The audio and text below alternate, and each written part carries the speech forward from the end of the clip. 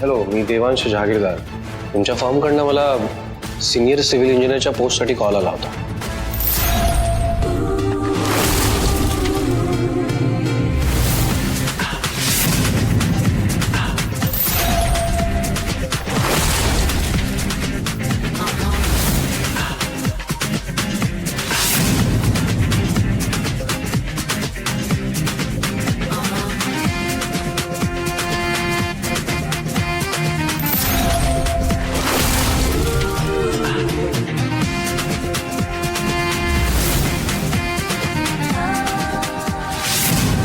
तुम्ही?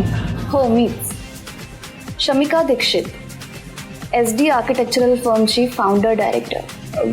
2 दिवसांपूर्वी आपण भेटलो होतो जेव्हा तुम्ही मला पडण्यापासून वाचवलं होतं. I remember. Thank you so much for that. You welcome. Please sit. Thank you.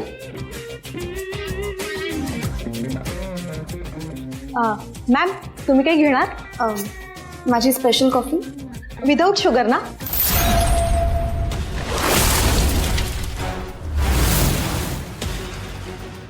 आणि सरांसाठी काही? ते इंटरव्ह्यू नंतर ठरेल. You may leave. ठीक आहे. Shall we start? क्या डॉक्युमेंट्स?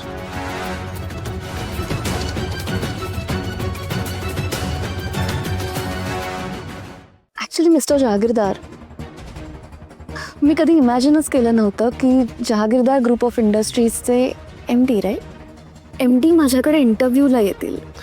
हा, म्हणजे जहागीरदार इंडस्ट्रीजमध्ये मी मॅनेजिंग डायरेक्टर म्हणून काम करायचो आधी. आणि आता आता आता मी वेगळी नोकरी शोधतोय.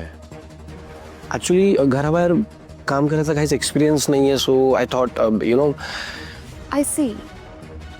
म्हणजे लोक हवा पालट करतात तशी तुम्ही कंपनी बदलताय मिस्टर जहागीरदार. मला एक गोष्ट सांगा, मी माझ्या एम्प्लॉईजवर वेळ पैसा इन्व्हेस्ट करते, मग मी तुमच्यावर वेळ पैसा का खर्च करावा? तुम्हाला वेगळा अनुभव मिळावा म्हणून?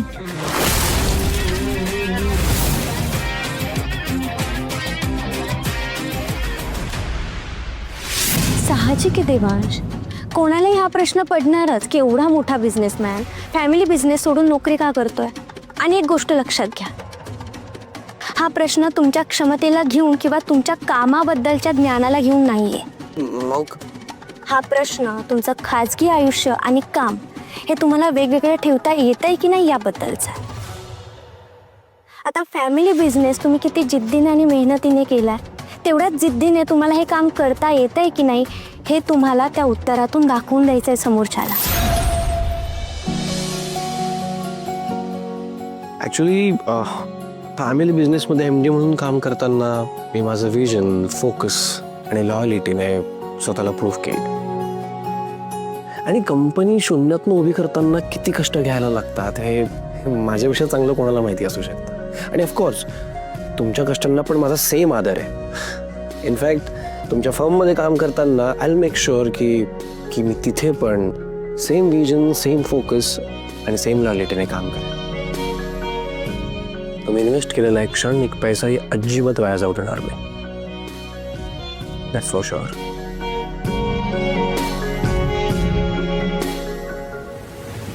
Moving on. एखादा नवीन प्रोजेक्ट घेताना, क्लायंट ब्रीफिंग घेताना तुम्ही कुठल्या गोष्टी कन्सिडर कराल?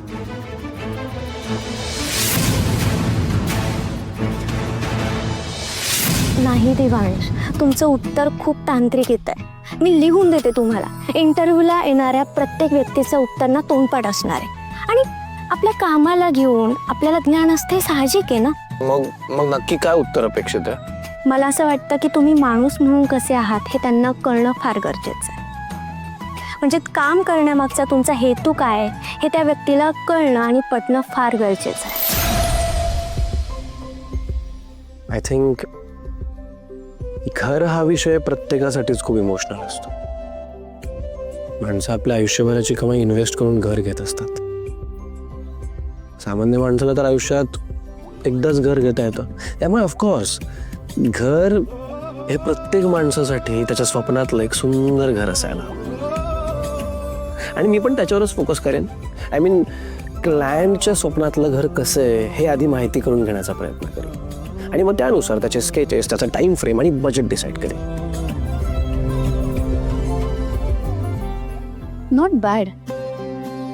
क्लायंटच्या ड्रीम होमचा इतका विचार करताय, मग स्वतःच्या ड्रीम होमचाही विचार केलाच असेल.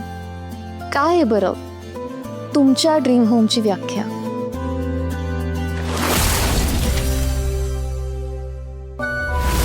ऑफकोर्स माझ्यासाठी माझं ड्रीम होम म्हणजे सेफ स्पेस असेल.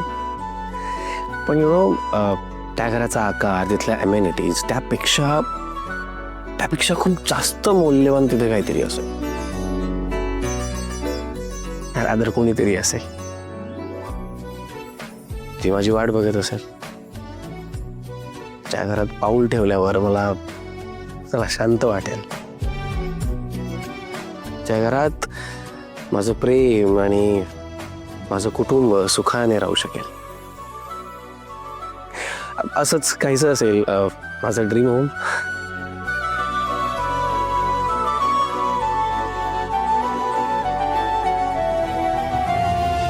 माझी कॉफी कॅन्सल कर प्लीज.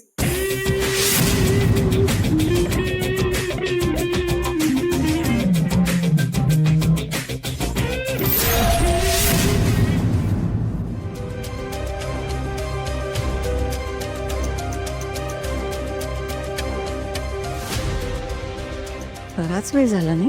देवांश आला कसं नाही अजून?